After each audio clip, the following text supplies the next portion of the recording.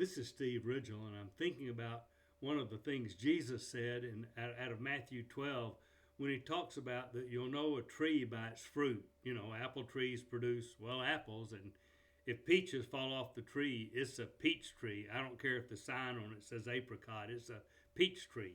And so in our journey class, we've been helping people that want to know about the Jesus journey to figure out what it means and to follow Jesus. And so we're using that passage a little bit. And one of the things we talk about is when you want to follow Jesus, you produce a different kind of fruit. But Jesus says some other really interesting things in that passage, including this one. For a man speaks out of the abundance of his heart. You know, I've thought about this. In effect, Jesus is saying, here's what you need to know. When you talk, that's the overflow of your heart. And so we talk about how when your heart turns to Jesus, you're going to change how you talk. And for Christians, I think it's helpful to every once in a while listen to yourself, because what you're saying reflects your heart. So obviously, if you love Jesus, you're going to talk about Jesus. If you never talk about Jesus, that probably says something about your heart also. But there's a lot of great things in Scripture. I mean, even Jesus in the Sermon on the Mount, when he talks about don't swear by heaven or earth and all those. You let your yes be yes, your no be no, because that's the sign of a true heart. People that don't have a true heart have to qualify what they say. This time I really mean it.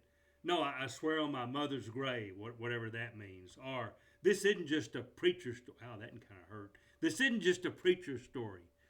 And so we have to qualify but when your heart's true, when you say this, yes is yes and no is no.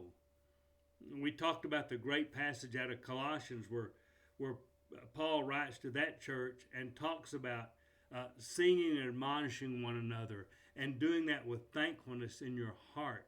Even when we sing and even when we talk to each other, we admonish each other, we teach one another, we sing to each other, we sing to God. When we do all those things, we're coming out of a heart full of thankfulness.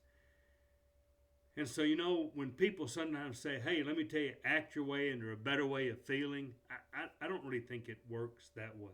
Now, if you say, I don't feel like it, but I'm going to do the right thing anyhow, that's good. And I think there is some feeling there. And I appreciate people that say, I really want to do the bad, but I'm not. Okay, I appreciate that.